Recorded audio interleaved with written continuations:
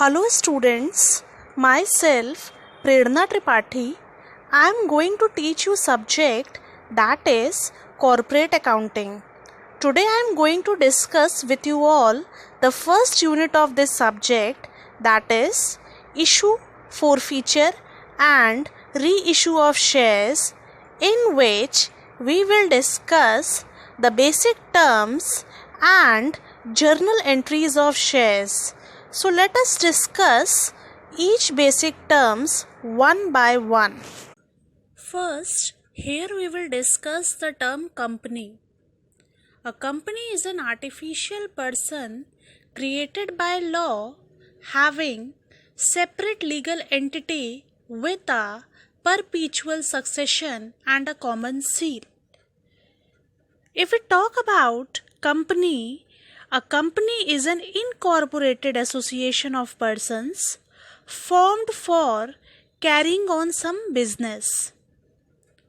A company is an artificial person created by law. It is distinct from its members.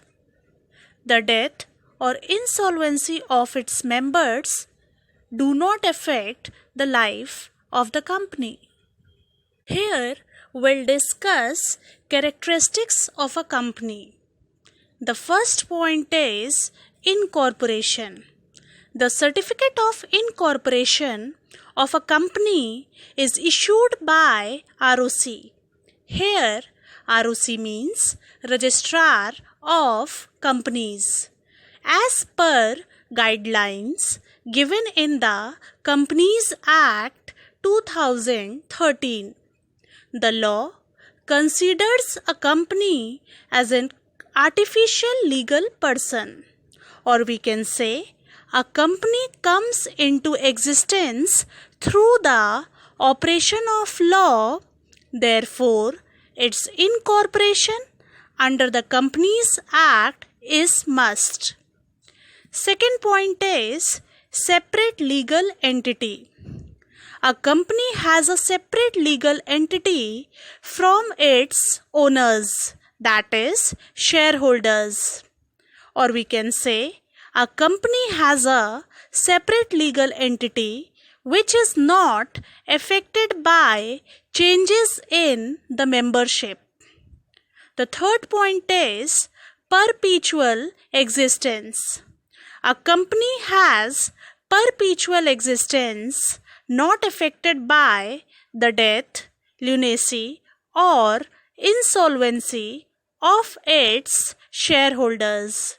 It can be wound up only by the law. Or we can say members may come and go, but company goes on unless it is wound up as per provisions of Companies Act.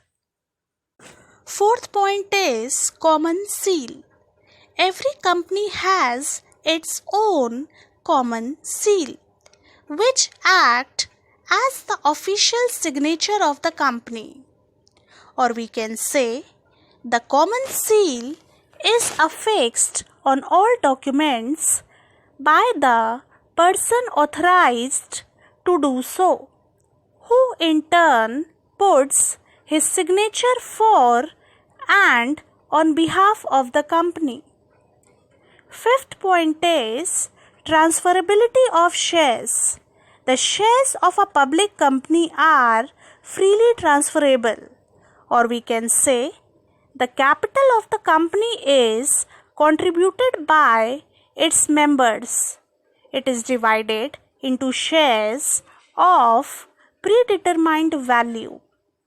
The members of a public company are free to transfer their shares to anyone else without any restriction.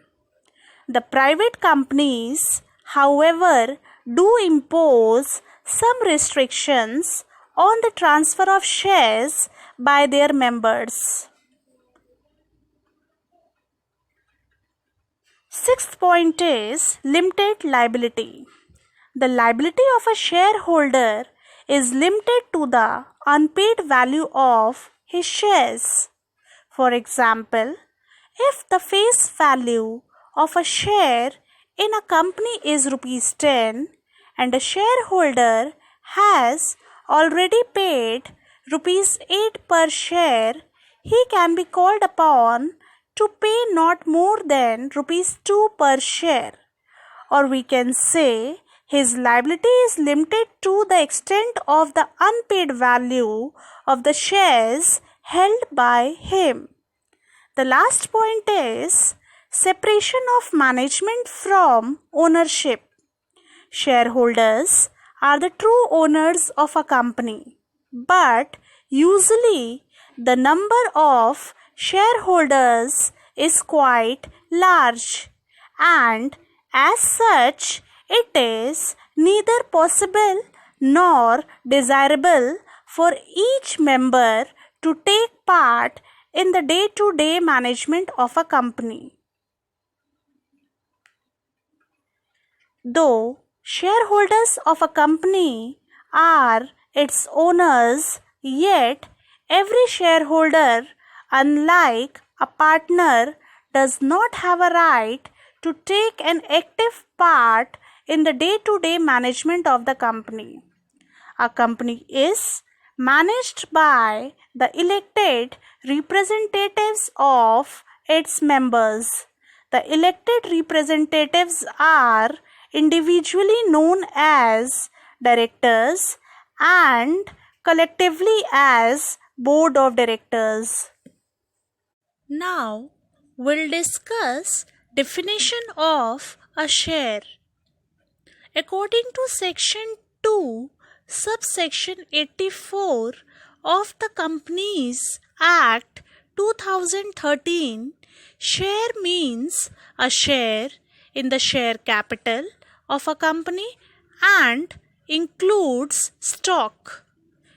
It is a unit into which share capital of a company is divided. Or we can say a share is proportionate part of the share capital and forms ownership in a company.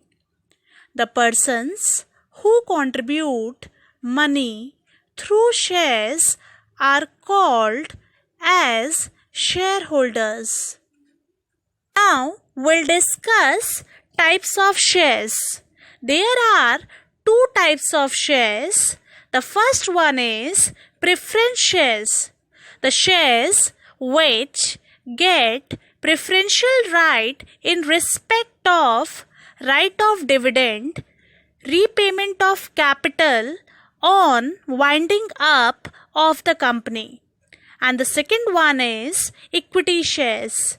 The shares which are not preference shares are called equity shares and do not get preference in above respect. They are the real risk bearers. Here we'll discuss some important terms used in accounting for share capital. The first point is prospectus.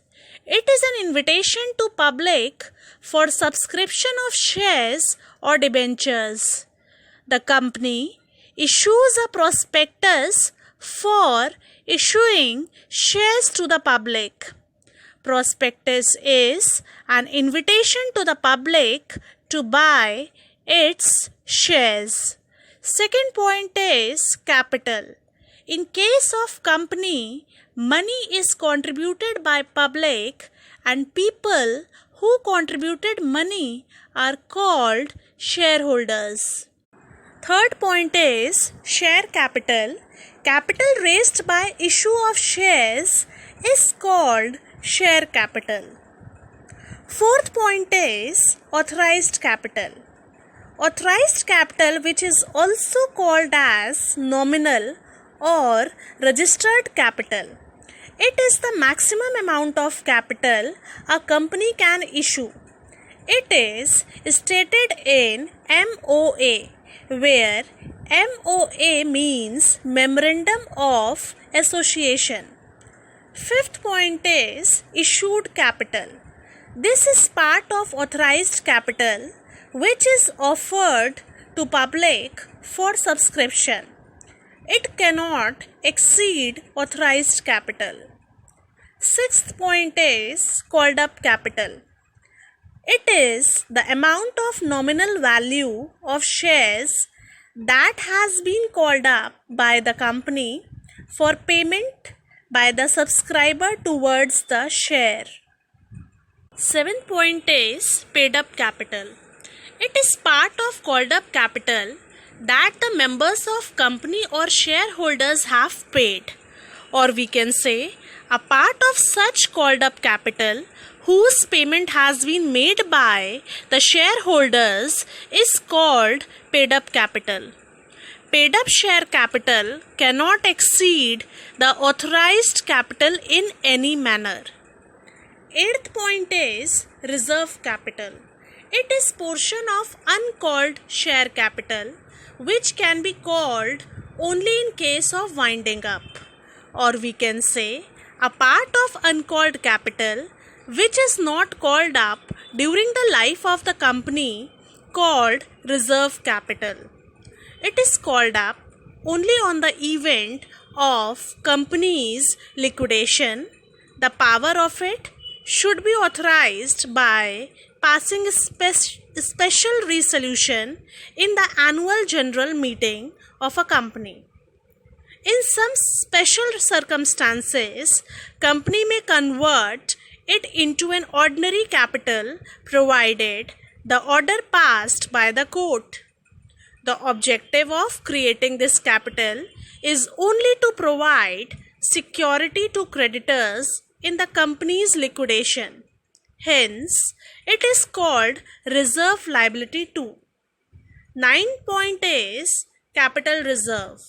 It is capital profit not available for distribution as dividend. Or we can say a capital reserve is an account in the equity section of the balance sheet that can be used for contingencies or to offset capital losses. It is derived from the accumulated capital surplus of a company created out of capital profit. The term capital reserve is sometimes used for the capital buffers that banks have to establish to meet regulatory requirements and can be confused with reserve requirements, which are the cash reserves the Federal Reserves requires banks to maintain. Now, we'll discuss the term minimum subscription. Minimum subscription comes under the section 39, subsection 1. It is the amount stated in the prospectus as the minimum amount that must be subscribed. Unless the sum payable on application for the sum so stated, minimum subscription has been paid to and received by the company by check or other instrument, security cannot be allotted. Under section 39, subsection 2 of the Companies Act 2013 provides that amount payable on application on every security shall not be less than 5% of the nominal amount of the security, or such other percent or amount as may be specified by SEBI. Now we'll discuss the types of subscription. Here the types of subscription has been categorized into two parts. The first point is from the point of view of number of shares, and the second point is from the point of view of price of each share. So we'll discuss the first point from the point of view of number of shares. Here there is one chart in which the first column is offered shares, the second column is applied shares, and the third column is type of subscription. So in the first column, Offered shares, in the first point, the shares offered are 10,000, applied shares are 10,000. So, here offered shares and applied shares are same, that is 10,000. So, this type of subscription is known as par subscription. The second point is 10,000 offered shares and applied shares are 8,000. So, here offered shares are more than applied shares, or we can say applied shares are less than offered shares. So this type of subscription is known as under subscription. The third point is where shares offered are 10,000, applied shares are 12,000. So, offered shares are less than applied shares, or we can say applied shares are more than offered shares. So, this type of subscription is known as over subscription. So, here under the first category, the company will allot full 10,000 shares to the applicants. Under the second category, the company will allot only 8,000 shares to the applicants. Under the third category, the company will allot only 10,000 shares, although the company had received application for 12,000 shares. Now, what about the excess share money, that is 2,000 shares? The company can utilize the excess share money in the following three ways, which are as follows. The first way is reject or refund the excess share money, that is 2,000 to the applicants, where 12,000 applied shares, allotted shares are 10,000, excess shares are 2,000. So, reject or refund the excess share money, that is 2,000 to the applicants. Second way is transfer the excess share money, that is 2,000 to the next stage, where applied shares are 12,000, allotted shares are 10,000, excess shares are 2,000, and transfer to next stage are 2,000 shares. The third way is transfer some share money to next stage and some share money should be refunded, where applied shares are 1,000, allotted shares are nil, excess shares are 1,000, refund shares are 1,000. Again, applied shares are 11,000, allotted shares are 10,000, excess shares are 1,000, and transfer to next stage are 1,000 shares. Second point is from the point of view of price of each share. Generally, the price of each share is rupees 10 or rupees 50 or rupees 100. There is a face value of each is the original value of each share, whereas there is a payable value of each share which shareholder has to pay. Therefore, depending upon the payable value of each share, we can divide the share in three categories. They are category 1, category 2, category 3, where face value of category 1 is 10, payable value of category 1 is 10, and the situation is at par. Category 2, where face value of category 2 is 10, payable value is 9, situation is at discount.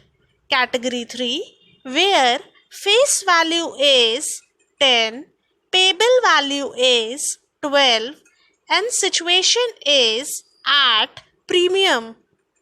Now we'll discuss stages of share value, that is, in terms of money.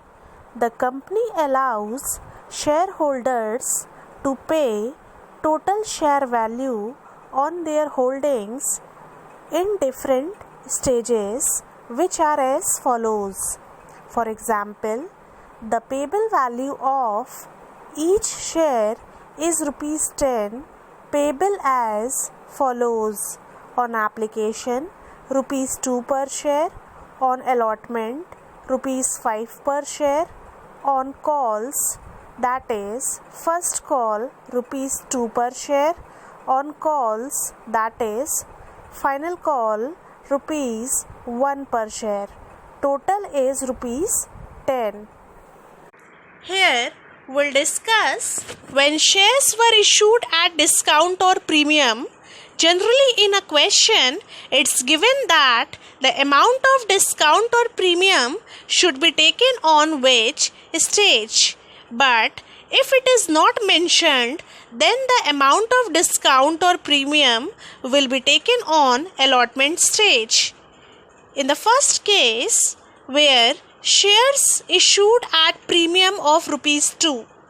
So here on application is rupees 3, on allotment rupees 6 including 2 of premium, on first call rupees 1, on final call rupees 2, and the total is rupees 12, that is 10 plus 2. In the second case, shares issued at discount of rupees 1, on application rupees 2, on allotment rupees 4 including discount of rupees 1, on first call rupees 1, on final call rupees 2. Total is rupees 9, that is 10 minus 1. Now here we will discuss journal entries. The first point is on receipt of application money. So the entry will be bank account debit to share application account, where being share application money received. The second point is share application account debit to share capital account, when share application money transferred to share capital. Now when allotment money becoming due and received, the entry will be share allotment account debit to share capital account, being share allotment money due. And the second entry will be bank account debit to share allotment account, being share allotment money received. When share first call amount due and received, the entries will be share first call account debit to share capital account, being first call money due. And the second entry will be bank account debit to share first call account, being first call money received. When final call amount due and received, the entries will be share final call account debit to share capital account, being final call money due. And the second entry will be bank account debit to share final call account, being final call money received. Now if we see carefully, for each stage the two entries are to be passed. One is the receipt entry and other is for transfer to capital account. In the first stage, we receive money on applied shares and then transfer if to capital account, whereas in second and onwards stage we first pass the due entry and then pass the receipt entry. Here we will discuss utilization of securities premium reserve. According to section 52 subsection 2 of the Companies Act 2013 restricts the use of the amounts received as premium on securities for the following purpose. The first point is issuing fully paid bonus shares to the members. The second is writing off preliminary expenses, discount on issue of shares or debentures, underwriting commission or expenses on issue. The third one is paying premium on redemption of any redeemable preference shares or debentures. The fourth point is in purchasing its own shares, that is buyback of shares. If premium is paid with application money, then the following entry will be passed. Share application account debit to share capital account to securities premium account. If premium is paid with allotment money, then the following entry will be passed. Share allotment account debit to share capital account to securities premium account. Now, here we will discuss the term oversubscription of shares. When applications received exceed the number invited, the share is said to be oversubscribed. It also means that the company received more application money than what was originally invited. The entries will be: if the excess amount is refunded to applicants, the entry will be share application account debit to bank account. If the excess amount is adjusted to allotment, the entry will be share application account debit to share allotment account. Here we will discuss the term calls in arrears. If a shareholder default in payment of the call amount due on allotment or on any calls according to the terms, the amount not received against the amount is called calls in arrears. The unpaid or arrear amount on account of allotment or calls may or may not be transferred to calls in arrears account. Interest. The articles of association of the company is silent. Table F of the Companies Act 2013 shall apply, which provides for interest at the rate 10% per annum. Calls in arrear is a nominal account in nature because a loss to the company when any shareholder is unable to pay his due amount on any stage. Therefore, it should be debited in the general entry. Disclosure in the balance sheet. Calls in arrears is shown in the notes to accounts on share capital to the balance sheet as a deduction from the amount of subscribed but not fully paid up under subscribed share capital. Now we'll discuss the term calls in advance. When a company accepts money from the shareholders against the calls not yet made, the amount received in advance is known as calls in advance. It may also happen in case of partial or pro rata allotment of shares when the company retains excess amount received on application of shares. Interest. The company pays interest at the rate stated in its articles of association. In the absence of the interest clause in the articles of association, provision of table F of the Companies Act 2013 shall apply, and the company is liable to pay interest at the rate 12% per annum on calls in advance. Disclosure in the balance sheet. The amount received that is not yet due is a liability of the company.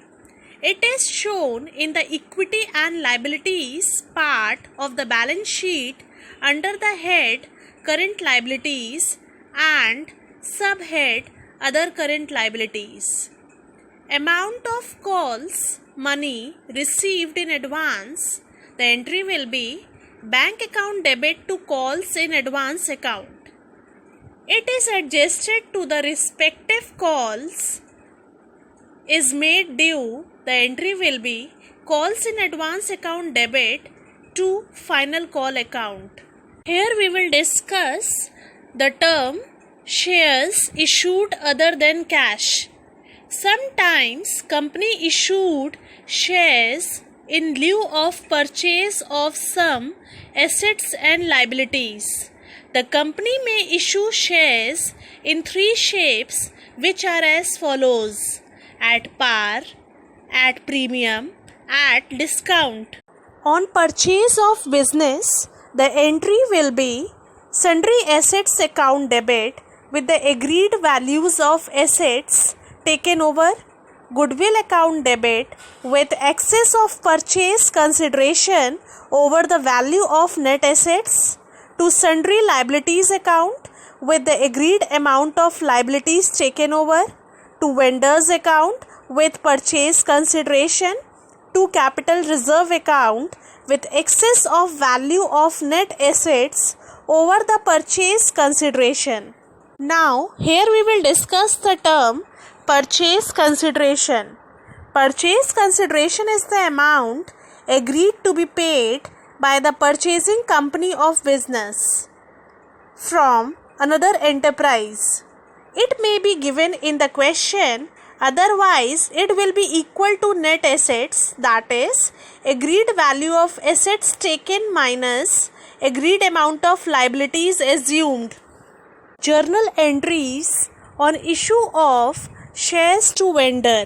At par, the general entry will be vendors account debit to shares account, issue of shares at par to vendors. At premium, the general entry will be vendors account debit to shares account to securities premium account. Issue of shares to vendors at a premium of rupees per share. At discount, the general entry will be vendors account debit, shares discount account debit to shares account, issue of shares to vendors at a discount of rupees per share. Now, here we will discuss the term forfeiture of shares by the company.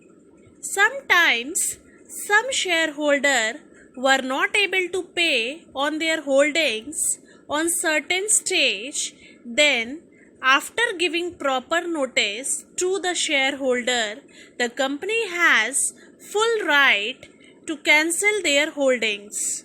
Journal entry for forfeiture of shares is, if calls in arrears account is there, the entry will be share capital account debit with called up amount to forfeited shares account with amount already received, to calls in arrears account with the amount due but not paid.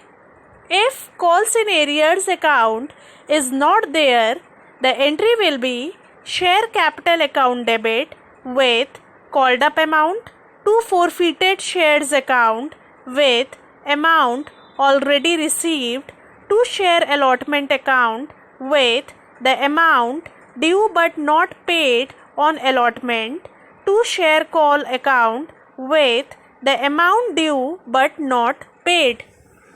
Entry for forfeiture of shares issued at a premium. If premium has been received, the entry will be share capital account debit, amount called up less premium, to forfeited shares account, amount received less premium, to share allotment account, amount not received, to share call account, amount not received on call. If premium has not been received, the entry will be share capital account debit, amount called up less premium, securities premium account debit, premium amount called up but not received, to forfeited shares account, amount received so far. Now we'll discuss the term reissue of forfeited shares. Forfeited shares can be reissued at discount, but the amount of discount allowed on the reissue of forfeited shares must not exceed the amount forfeited on reissued shares. The entry of reissue at par will be bank account debit, amount received on reissue, to share capital account. Reissue at discount, the entry will be bank account debit, amount received on reissue, forfeited shares account debit, discount allowed on reissue, to share capital account, amount credited as paid up. If the forfeited shares are reissued at a price higher than that of paid up value, the excess of reissue price over paid up value is credited to securities premium account. Reissue at premium, the entry will be bank account debit, amount received on reissue, to share capital account, amount credited as paid up, to securities premium account, excess amount over paid up. Here is one note: if shares are reissued, then profit on reissued shares must be transferred to capital reserve. The entry will be forfeiture shares account debit to capital reserve account, being profit on reissued shares transferred to capital reserve. Here we will discuss calculation under pro rata allotment. Sometimes some shareholder were allotted shares under pro rata system, that is, they applied for more shares and they were allotted less number of shares. Therefore, their excess application money were transferred towards sum due on allotment. Now, if any of the shareholder under pro rata allotment system were unable to pay amount due on allotment, then to find his correct amount of arrear on allotment, we do pro rata calculation. Here I am giving you an assignment which you have to complete and submit it. Here is your assignment questions which you have to complete and submit it. Students, here you can send your feedback along with the assignment about today's lecture. This is all about today's lecture. Thank you.